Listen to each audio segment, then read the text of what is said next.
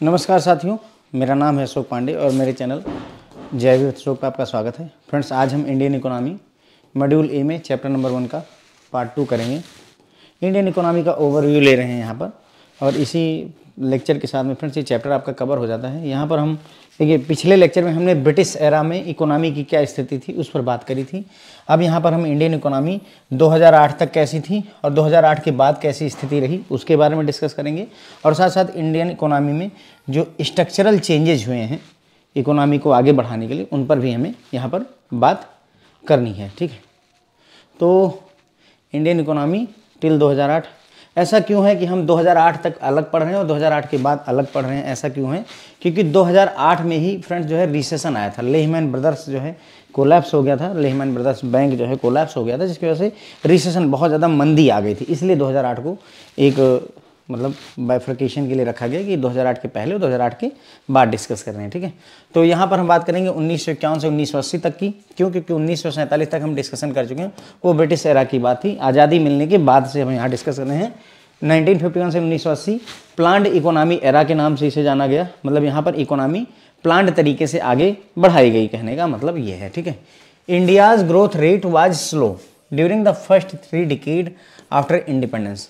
आज़ादी के अगले 30 वर्षों तक, 1951 में आज़ादी मिली और 30 वर्ष यानी 1981 तक लगभग हमारी हालत जो है बहुत कमज़ोर रही। पहले 3 दशक में हमारी जो ग्रोथ थी वो बहुत स्लो थी। 1978 में प्रोफेसर राज कृष्णा ने एक टर्म कॉइन किया जिसको इन्होंने कहा हिंदू रेट ऑफ ग्रोथ। एक फ्रेज कॉइन किया, किसने? प्रोफेसर राज कृष्णा ने। इस जो स्लो स्पीड में हमारी जो है इकोनॉमी आगे बढ़ रही थी उसके लिए नाम दिया Hindu rate of growth to describe the slow growth of Indian economy. Indian economy धीरे धीरे जो है आगे बढ़ रही है, इस बात का जिक्र करने के लिए हिंदू रेट ऑफ ग्रोथ शब्द का जिक्र किया गया। तो सवाल आपसे पूछा जा सकता है पहला कि हिंदू रेट ऑफ ग्रोथ जो फ्रेज है किसने कॉइन किया है? तो ध्यान रखेंगे प्रोफेसर राज कृष्णा ने किया था, पहला सवाल। दूसरा, हिंदू रेट ऑफ ग्रोथ क्या डिफाइन करता है? तो हिंदू रेट ऑफ ग्रोथ बताता है कि हमारी जो इंडियन इकोनॉमी है उसकी जो स्पीड थी, ग्रोथ थी, वो बहुत ज़्यादा स्लो थी, इसके बारे में बताता है। ठीक है, the term Hindu rate of growth refers to the India's planned economy's low annual growth rate which hovered around 3.5% from 1950 to 1980 while per capita income growth average 1.3%। तो हिंदू ग्रोथ रेट क्या बताता है? Hindu rate of growth refer करता है India की planned economy की लो annual growth को, जो कि 1950 से 1980 के बीच में लगभग 3.5% की दर से आगे बढ़ रही थी, जबकि पर कैपिटा इनकम यानी हर व्यक्ति की जो इनकम थी वो 1.3% की एवरेज से आगे बढ़ रही थी। ठीक है, तो ये हो गई प्रोफेसर राज कृष्णा हिंदू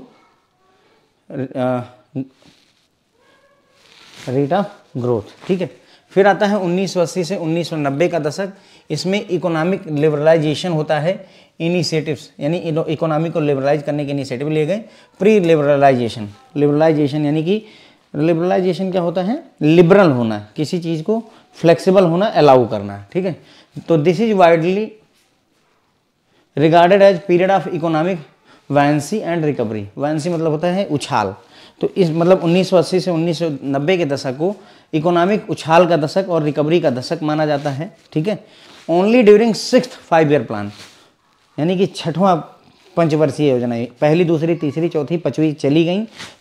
6वीं पंचवर्षीय योजना 1980 से 1985 के बीच जब आई, तब जाकर के ये जो हिंदू रेट ऑफ ग्रोथ था इस श्राप को ब्रेक कर पाई हमारी इकोनॉमी। हमारी economy Hindu rate of growth के जो कर्स था, अभिशाप था, उसको ब्रेक कर पाई, यानी कि 3.5% की ग्रोथ लगभग जो है 1980 के पहले तक बनी रही, और 6वें जो है 6th जो है प्लान में ये बढ़ा। मतलब कहने का यहाँ पर अब ग्रोथ थोड़ा तेज हुई।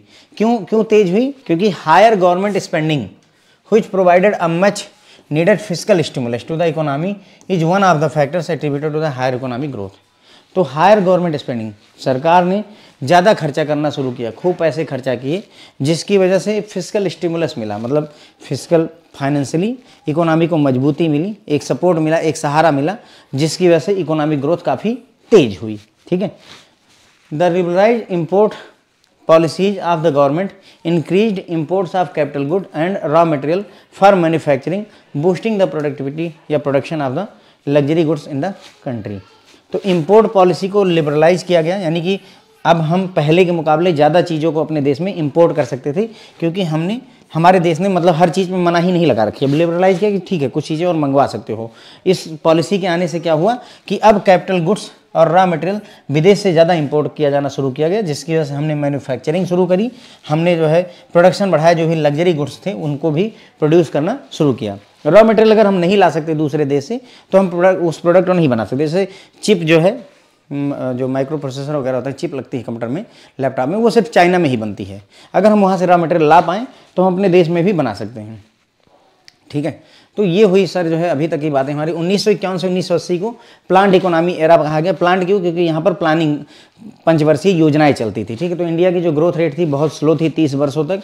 प्रोफेसर राज कृष्णा थे जिन्होंने हिंदू रेट ऑफ ग्रोथ एक टर्म कॉइन किया। ठीक है, किस चीज़ के लिए? Slow growth of Indian economy. Indian economy इतनी धीरे चल रही थी, उसको नाम दे दिया Hindu rate of growth. Hindu rate of growth को क्या बोलते हैं? इंडिया की प्लांट इकोनॉमी जो लो ग्रोथ रेट पर आगे बढ़ रही है।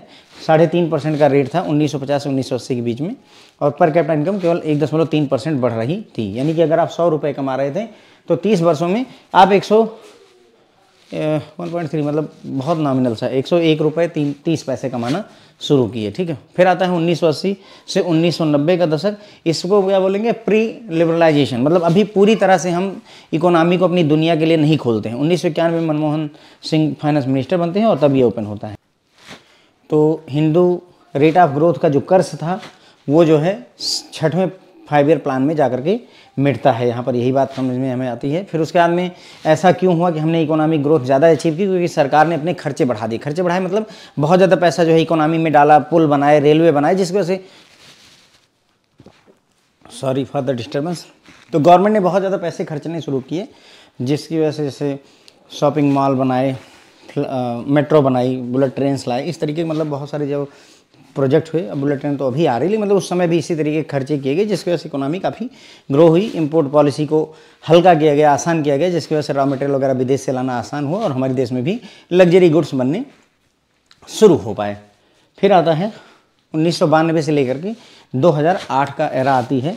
इसे बोला गया फ्रेंड्स जो है पोस्ट लिबरलाइजेशन ग्रोथ फेज। मतलब अब हम पूरी तरह से लिबरलाइज हो चुके हैं और फिर जो है ग्रोथ होनी शुरू होती है। तो this is popularly referred as post reform period. मतलब पोस्ट रिफॉर्म पीरियड के नाम से इसे जाना जाता है। फॉलोइंग द 1991 इकोनॉमिक क्राइसिस, 1991 में इकोनॉमिक क्राइसिस होती है। The implementation of reform and the adoption of LPG, liberalization, privatization and globalization policies paved the way for positive economic outcomes and high GDP growth rate.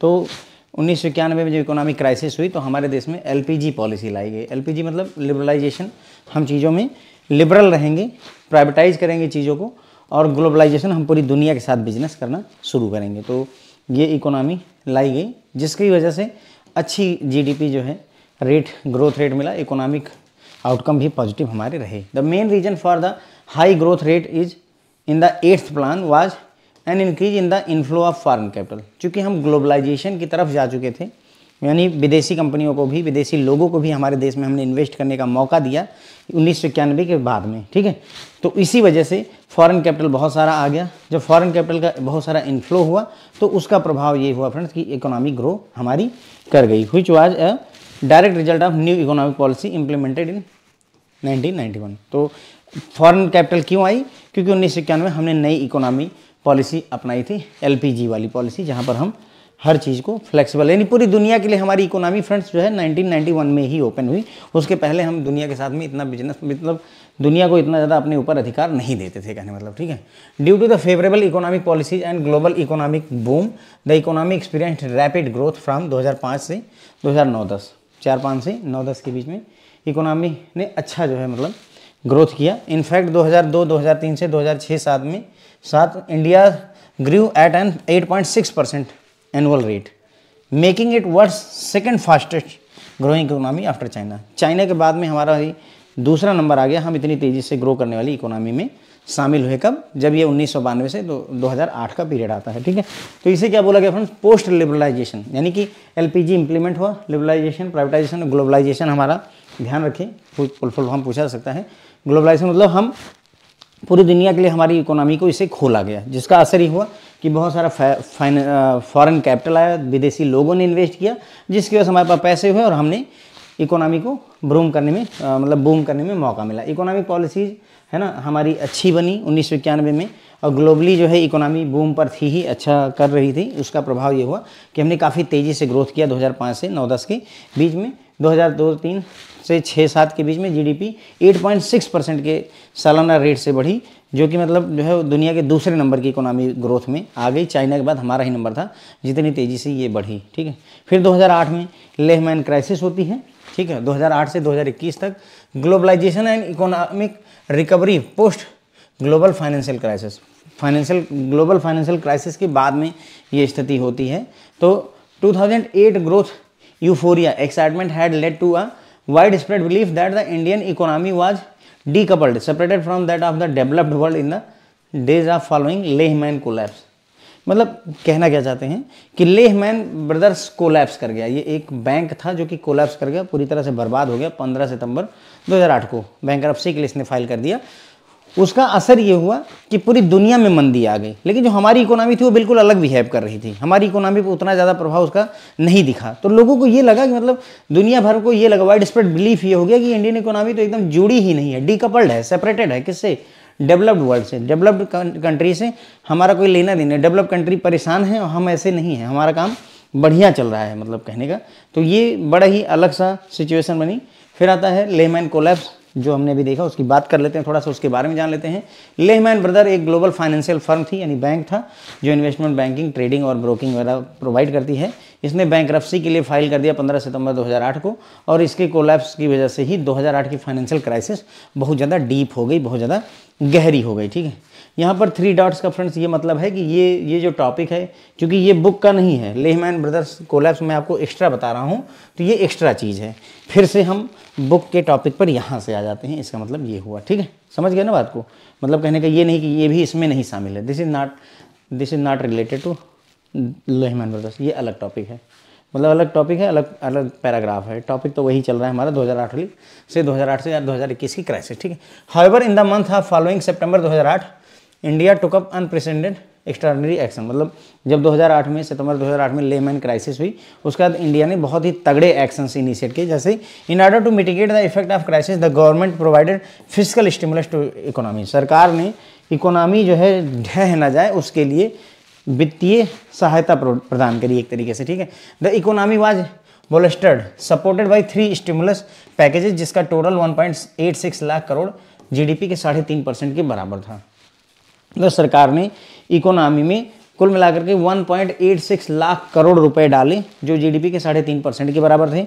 RBI ने भी dramatically जो है monetary condition CRR, SLR वगैरह को घटाया, जिसकी वजह से इकोनॉमी में 5.6 लाख करोड़ रुपए बढ़ गए, यानी कि 9%। जीडीपी का 9% जो है और पैसा इकोनॉमी में गया। मैंने बताया था ना आपको, सीआरआर अगर 4% है तो इसका मतलब हर 100 रुपये में से बैंक को 4 रुपये आरबीआई के पास रखने पड़ेंगे कैश के रूप में, और अगर यही 2% कर दिया जाए तो अब सिर्फ 2 ही रुपये रखने पड़ेंगे। तो जो 4 रुपये रखे थे अभी 2 ही रखने हैं, तो 2 रुपये फालतू हो गया, 2 रुपये एक्स्ट्रा। उसी तरीके से ये कुल मिलाकर के 5.6 लाख करोड़ रुपए इकोनॉमी में बढ़े, जिसका असर ही हुआ। अब सोचो 1.86 लाख करोड़ यानी जीडीपी का 3.5% तो सरकार ने दिया और 9% आरबीआई ने दे दिया, तो कुल मिलाकर के 9 3 12 12.5% के आसपास पैसा बढ़ गया हमारी इकोनॉमी में। अब इसलिए इसका इफेक्ट होने ही वाला था। The economy recovered impressively but at the expense of a larger fiscal deficit which continued to grow beyond the limit set by the Fiscal Responsibility and Budget Management Act FRBM Act से। मतलब कहने का ये हुआ कि भाई economy recover तो की, लेकिन किस कीमत पर? हमने इकोनॉमी ग्रो तो करवा ली, लेकिन पैसे कहीं से तो आए थे, तो कहाँ से आया था?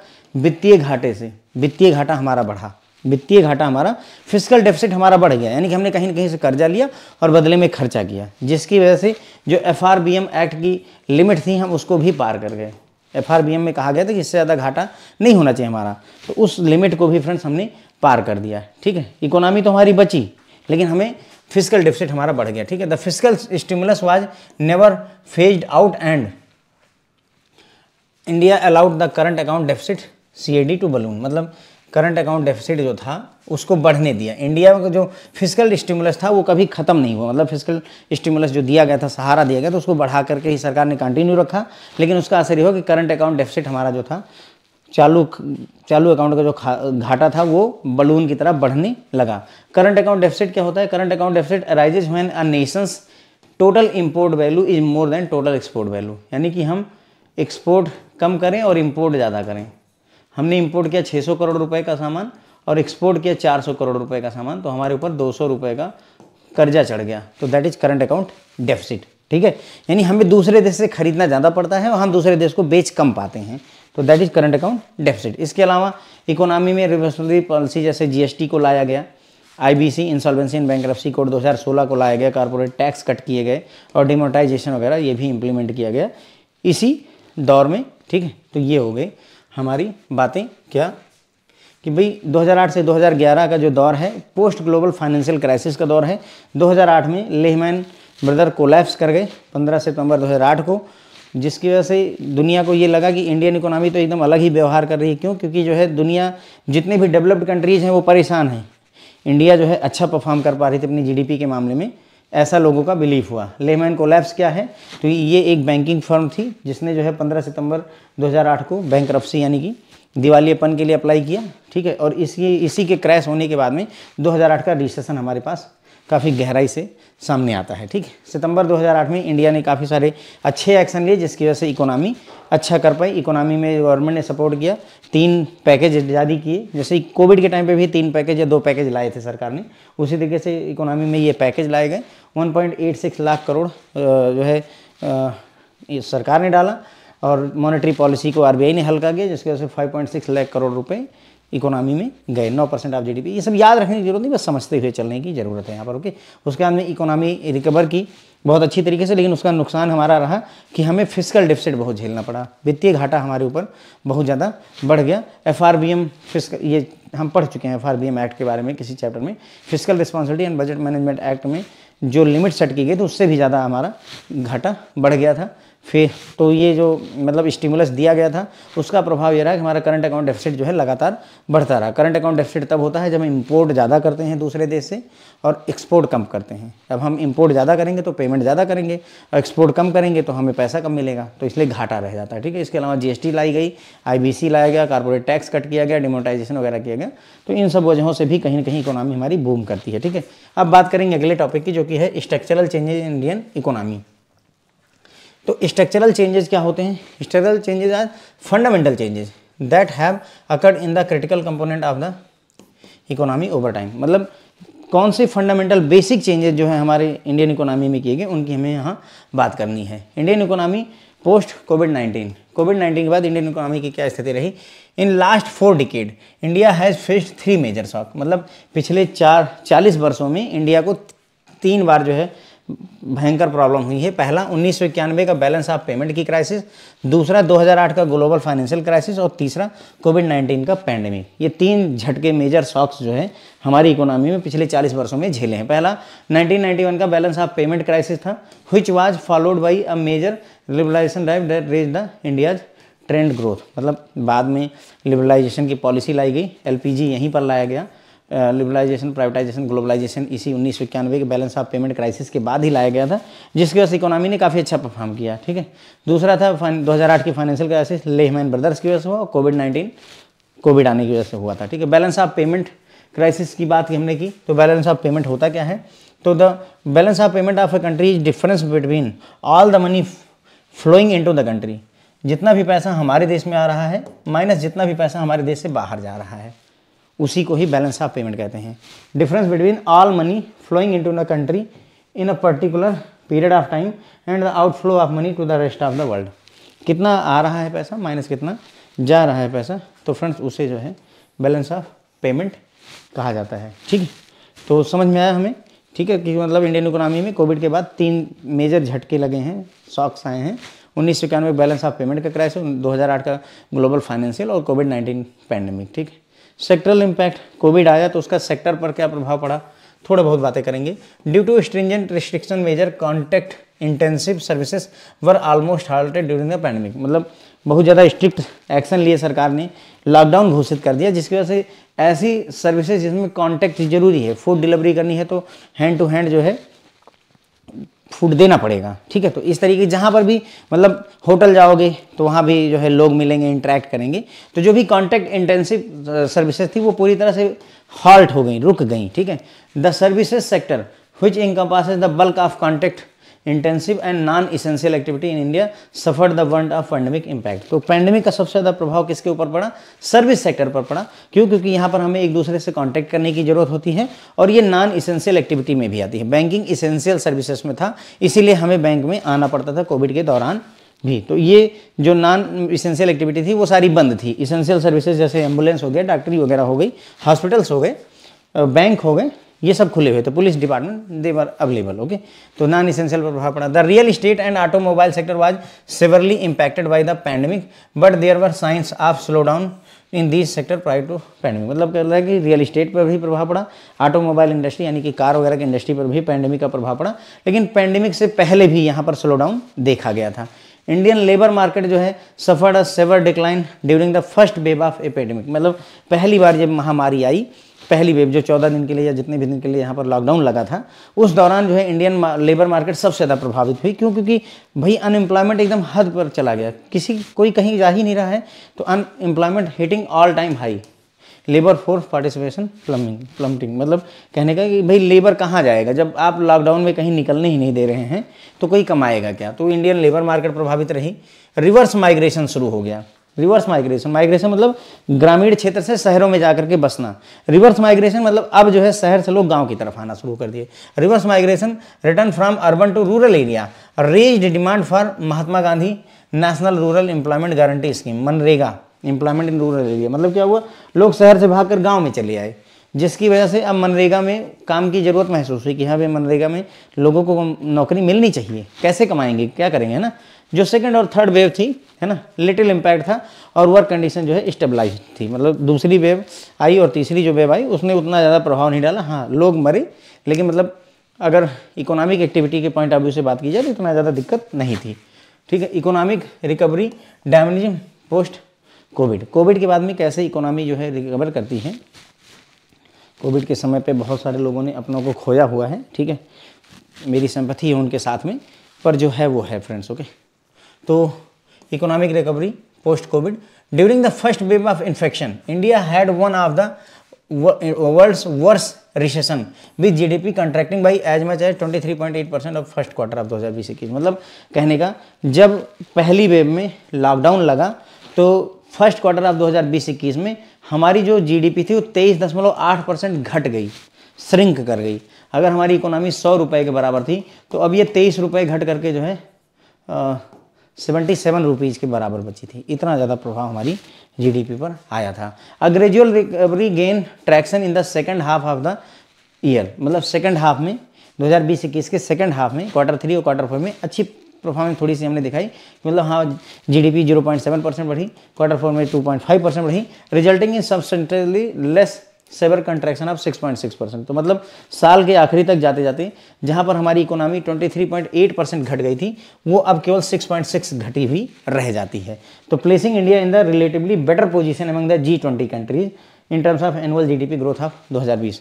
तो अगर मतलब इतना सब कुछ होने के बावजूद भी, हमारी हालत ख़राब होने के बावजूद भी अगर हम देखें तो हम G20 कंट्री में अच्छा परफॉर्म कर पा रहे थे, ठीक है। Regardless of second wave the economy's recovery in the 2021-22 has been outstanding. मतलब भले ही जो है सेकंड वेव आई, लेकिन हमारी जो इकोनॉमी की रिकवरी थी वो काफ़ी अच्छी थी 2021-22 में, ठीक है। बस यहीं पर फ्रेंड्स ये लेक्चर खत्म हो जाएगा, ठीक है। तो हमने यहाँ पर देखा सेक्टोरल इम्पैक्ट में, तो सेक्टर में क्या इम्पैक्ट हुआ, काफ़ी कठोर नियम लाए गए, कॉन्ट्रैक्ट से रिलेटेड जितनी भी इंडस्ट्री थी वो सभी प्रभावित थी, है ना। जैसे मैंने आपको बताया फूड डिलीवरी वगैरह हो गई, लगभग हर चीज़ बंद थी। आपने देखा ही है कि मतलब कोविड के टाइम पे क्या दशा थी हमारी, ठीक है। Non essential sector, service sector सबसे ज़्यादा प्रभावित हुए, पैंडेमिक का प्रभाव इनके ऊपर सबसे ज़्यादा पड़ा। रियल इस्टेट में ऑटोमोबाइल सेक्टर प्रभावित हुआ, लेकिन पैंडेमिक से पहले भी ये प्रभावित थे। लेबर मार्केट सबसे ज़्यादा प्रभावित हुई क्योंकि लोगों के पास रोजगार ही नहीं रह गया।